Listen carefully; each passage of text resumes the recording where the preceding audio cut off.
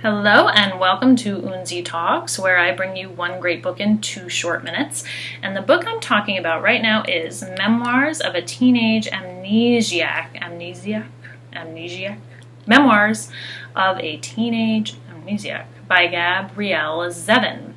And this is young adult fiction, and there are 2 reasons why I recommend it.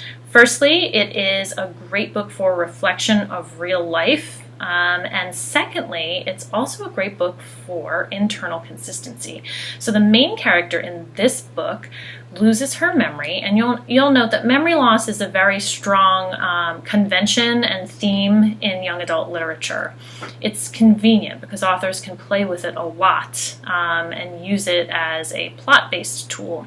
So this particular young lady loses her memory, and then when her memory does come back, unfortunately, she can't remember anything that happened prior to 6th grade. Well, she's going into 11th grade, so that means that even though she can remember being a child and up to like a tween, she kind of can't remember anything about what it was like to become a teenager. And so she wakes up from this kind of fugue, so to speak, and a lot has obviously happened in her life in the last 5 years. And she ends up going back to school, still goes back to school, does her best to try to catch up with things, but like sits down in the cafeteria and is like, why am I friends with these jerks, right?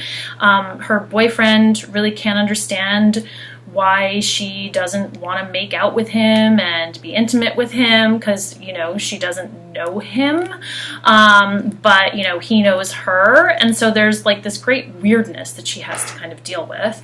And her best friend kind of makes her these mixtapes to try to help her to remember some of the things that she likes, etc. So it's a fun book. It's a fun read. But it does have this reflection of real life in it, because what it's really like to be in high school through this kind of innocent point of view. And the internal consistency of her having to kind of reach back in her mind, go back to her memories, and try to reconcile between present and past and kind of pull things together. I think that's another reason why I would value it. So, if this sounds like it's something that you would want to read, add it to your TBR pile, and until next time.